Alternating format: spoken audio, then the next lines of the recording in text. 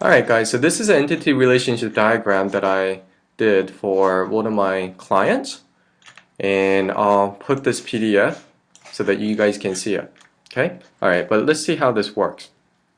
So I have a users table that has information about the user, first name, last name, address, city, all that stuff.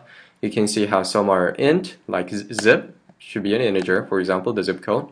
Pickup radius, right? That's just a tiny int. Date time, when the terms and things were agreed upon, and just different things. Facebook ID, that's a big int because Facebook, yeah, integer is not big enough to hold it. And then I notice how all the tables are plural.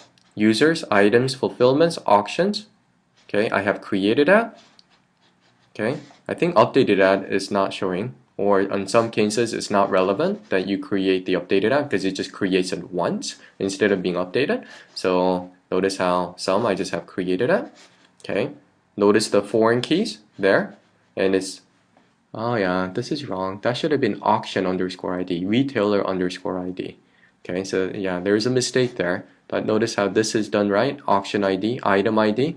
What is item? Yeah, this shouldn't be plural either. It should be item ID. Okay, so sorry about that. I don't think this is the updated one. But anyway, you get the idea. Okay, right? Inventories, item ID. Okay, and how is this linked? One item can have many inventories, right? And yeah, so make sure that I think I did most of it correctly. Some are still doing, yeah, this should have been retailer ID. And it's really easy. Like, what is retailer ID supposed to be? Right? The role in the retailers table. All right?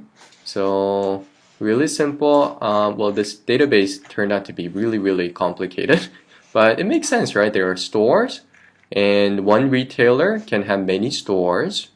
One store can have many item details, recent searches. Okay, you don't have to know how that makes sense, but you can just see how many foreign keys it has, and this stores information about 3 different tables, right?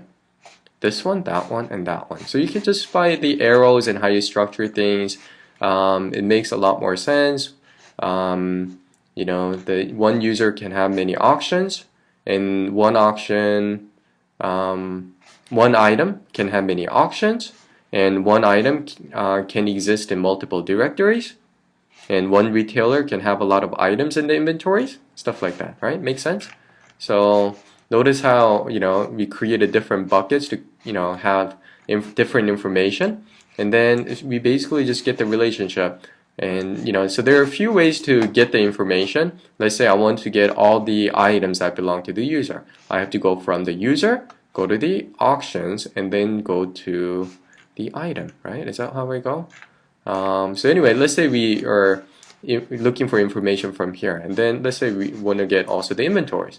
Then one way to do it is to do like this complex, join statements. Well, for join statement is actually not that bad. I've done join statements where I've joined, about 10 different tables, and it was like a 2-page query. Or you can use object relational mapper, and we'll do all that for you in one line of code.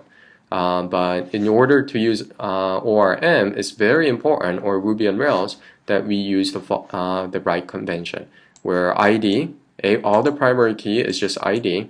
We have created at, updated at the end, that's timestamp, and we reference other tables by doing singular version, auction underscore ID, yeah, there shouldn't be S, retailer underscore ID, okay, item underscore ID, there shouldn't be S. Okay, user ID, item ID, auction ID, okay, things like that. Okay, and yeah, that's it, right? So it's a beautiful graph. You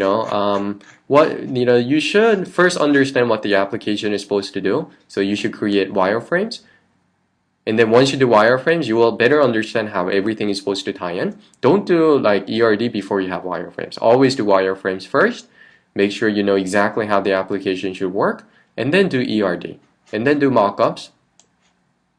Or you can do ERD while you're doing mockups, doesn't matter. But don't do any of the backend until you totally nail this thing. Okay?